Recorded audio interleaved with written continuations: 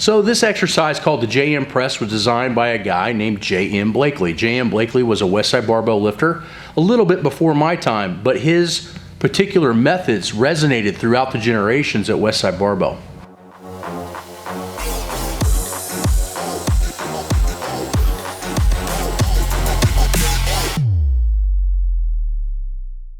Now this exercise called the JM press is a style of a bench press with a straight bar. But its isolation to the triceps is second to none, and when done correctly can create a massive bench press, and if you're a shirted guy or an equipped lifter, a massive lockout. So when I was benching well over 600 pounds in the pros as a raw lifter, I was doing 405 for sets of anywhere from 4 to 6 reps. And as an equipped 844 bencher, I was still in that range. So my ability to do this with massive weights was huge. Now, this exercise we're going to show you can be very dangerous based on the fact that you're taking a fairly heavy weight over your face, over your teeth. This means that this exercise needs spotters. So with that in mind, I'm going to show you the exact way to do it with a light weight, just a bar, and then I'm going to show you a great way to modify this exercise if you train by yourself, and you can put it on safety pins and actually block your face, so if something goes wrong, you don't have to worry about knocking your teeth out. Now, because this exercise requires you to roll back over your face, you're not going to be able to sit up the exact same position you would a normal bench press. A normal bench press, you'd only want to take it out of the J-hooks anywhere from 4 to 8 inches. This one, you're going to have to take it out maybe 1 foot plus because you're going to have some rotation and some movement on this exercise. So the first thing you're going to do for the average person and the average shoulder width is you're going to want to put one finger on the smooth. That's going to be a good all-around grip for you guys on the internet that I can't custom coach. This is going to be a good length for the distance between your shoulders and all that jazz to do this exercise correctly. Come in a little closer, come in a little wider, whatever's comfortable, but this should be close to the right. So the first thing he's going to do, as you can see, he's way over back. He needs this much room. He's going to take it out. He's going to set it just like a bench press. So he's going to lock his lats back. He's going to squeeze his hands. The biggest thing that I see wrong with this exercise done is it does not come in the wrist. So people start rolling their wrist back as they go down. You want to try to keep your wrist straight as hell. That means that these muscles are going to have to be very activated and squeezing that bar very tight. So the first thing he's going to do is he's going to go halfway down just like a bench press. So it's just like a normal bench press. Now when he gets here, the first thing he's going to do is almost tuck his elbow slightly, and then he's going to roll this back to his chin or the bottom of his teeth. Now he's going to straighten it from there just with his triceps and lock out. So it looks kind of like a half bench press on the way down, then a roll back, and then it's just a straight arm extension as he comes up. This is exactly how you do it. Now the reason you see this bastardized is because this is not easy with heavy weights. Imagine when I was at my strongest doing this for 405 for reps. Do one more set and show everybody at this angle. He's going to come back and roll it and straighten it. Good. And then he's going to rack it. Now, some variations of this exercise, so he's going to pretend he has a bar in his hand and do it all over again. The variations of this exercise is you can go into the throat, which actually is pretty hard. You can go to the chin or the bottom teeth, or you can go to the nose. I've even experimented with it at my eyebrow. So you can go to these different spots and roll back farther or roll back less, depending on how far you want your elbows to travel. It's still the same exercise. I would say the original one that I learned was right under the chin. When you tuck that far in, it makes it very, very hard on the tricep. But I like to change variation, as you guys well know now. I like to change variations and do that. So I'm gonna let him do 1 rep at each different position. So the first one he's gonna do down into the neck. This is what I would remember as the original JM press. So he's gonna come down 6 inches. He's gonna roll it like he's taking it into his throat. Now he's gonna press it up from there. Good. That's the original way. Now this way is to the bottom of the teeth, which is I use more often. Roll back to the bottom of the teeth, straighten, good. Now this one he's going to go to the tip of his nose, 6 inches down, roll back, tip of the nose, straighten.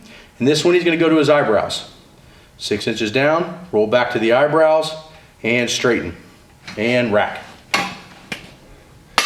The only thing I don't like about rolling it back further and further over the face is you start to get more and more rotation, and then you're going to throw it more as you straighten it. When you come into the neck, you can't really throw it back this way. It has to just come straight up. The farther you go this way, you're going to want to take that elbow and drive it down.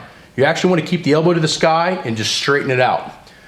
Practice this with very light amounts of weight until you get good at it. And then we're going to show you guys how to do this safer next. So this exercise, as you can see, can be very dangerous, especially with ultra heavy weights. So if you don't have a spotter, or you got really shitty spotters, which I've had tons of, this is a way to modify it. Now you're going to need a squat rack with pins or a bench press similar to Wenning strength bench press with these professional, basically block spotter collars. And what you're going to do is you're going to take the weight out. So go ahead, one finger on the smooth. He's going to do it exactly like we were talking. He's going to go 6 inches or so down. Then he's going to roll it back to his chin. He's going to stop it on the pin. He's going to press it. Good. Now this is a great way to make this exercise crazy hard, but there's no way you can really get hurt on it. Because as you can see, if you fail, so let's try one. Let's just say this is his max 5 RM. He goes back, he rolls it, he straightens it out, gets it off the pin, then he can't. So what we were going to show is if you fail. Yeah. So did you fail? No. Okay. I was God damn it. So what we're going to show is this way, this is a safe way to fail on this exercise. So he's going to go down, roll it back. He's going to pause it on the thing. This is his last set. He gets it off the pin. He can't get it. Boom. He sets it down. Crawls out from underneath it. So he rolls out. Voila. Now we've just made an exercise that could knock your front teeth out. Very, very safe. I used to do these a lot when I got up strong enough to where I was actually nervous if I was going to get hurt. This is a great way to do this exercise, and in some ways makes it harder because you're actually pausing on an external piece of equipment, which basically is taking away all of the stretch reflex in the tricep. So that's another great variation for a JM press. You've seen almost 4 variations of it in the way we've modified it over the years now. I do not think this exercise can be ignored. I think this exercise is massive for building a humongous bench, especially when you get over in the 400 and 500 pound range. Without this exercise getting super strong, I think that the ability for your body to go to muscles that shouldn't be using, such as anterior delts and a lot of pec work on the bench, is magnified greatly if these tricep muscles aren't super strong. But I have very rarely ever found anyone without massive amounts of training in not only intensity but time be able to create triceps so strong that they can overpower the other muscles and keep everything in line. So do not ignore the JM press and have it in your workouts. I'd say in a minimum of anywhere from 4 to 6 weeks. So today I wanted to talk a little bit about training smart while aging, and I didn't think there was any better person to talk to than Stan Efferding.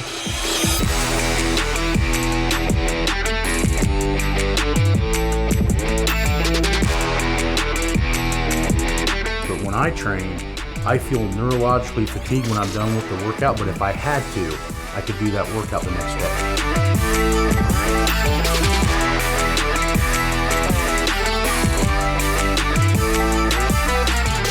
Tried some of this earlier and it's absolutely crazy delicious. Yep. And this is a meal that I'll cook up in the morning. It takes, while I'm preparing the kids for school, and then I'll make a couple extras. You're still going to be really strong when you're 65.